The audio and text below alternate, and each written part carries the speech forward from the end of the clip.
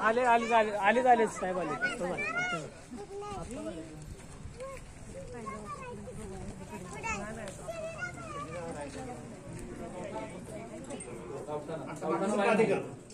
प्राधिकरण झाले ना, प्राधिकरणामुळे लोकांना परवानगीच मिळणार जे झाले तोडायलाच मिळतात. राहून गेले सर जिल्हा परिषद आहे ह्या माझी सदस्य आणि रसिका पाटील मॅडम शिक्षण सभापती आणि अर्थ सभापती पण होते.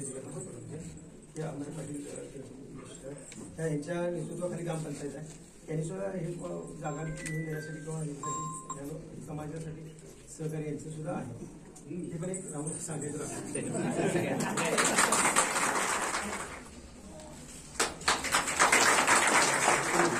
आणि तो फंड दिला ही सुरुवात आहे. ह्या आपण याला फंड दिला ही इमारत बांधली अभ्यासक्रमाचं. तर ह्याच्यामध्ये आपण तुमच्या समाजातल्या लोकांनी मुलांची पुढे प्रगती कशी होईल, उदाहरणार्थ नाभिक समाजाचं ब्युटी पार्लर किंवा हेअर कटिंग याचं इथं ट्रेनिंग कसं मिळेल याच्यासाठी आपण प्रयत्न करूया. आणि तसंच गाव हे आपलं तीर्थक्षेत्र आहे. तीर्थक्षेत्र म्हणून विकसित करून आपल्या गावातील लोकांना रोजगार कसा मिळेल यासाठी आपण प्रयत्न करू. जेणेकरून आज महालक्ष्मी मंदिराचं गड पर्यटकांचा ओढा वाढलेला आहे आणि तिथून हे आपलं अंतर मॅक्झिमम 7 किलोमीटर आहे.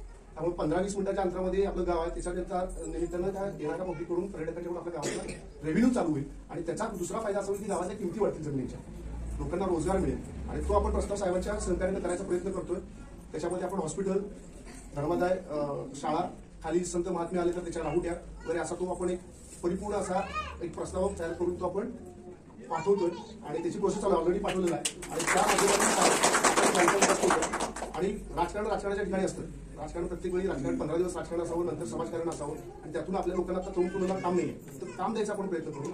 आणि साहेबांना आपण विनंती करू की त्यासाठी साहेबांनी आपल्याला सहकार्य करावं. साहेब करतायतच, हस्तगत करतात सहकार्यामुळेच आपण इथपर्यंत माझ्या आयुष्यात फार मोठं सहकार्य म्हणून मी काही गोष्टी करू शकलो. तर साहेबांना विनंती करतो की त्यांनी 2 मिनिटं याच्यावर बोला.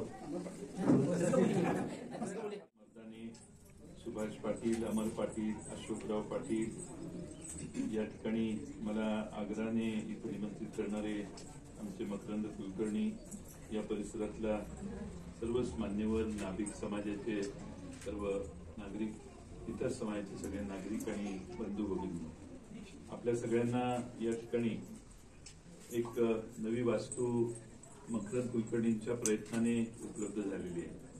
मकरंद कुलकर्णीने केला आणि अरुण लाड यांच्या मागे लागून हा निधी त्यांनी मिळवला. अरुण लाडच या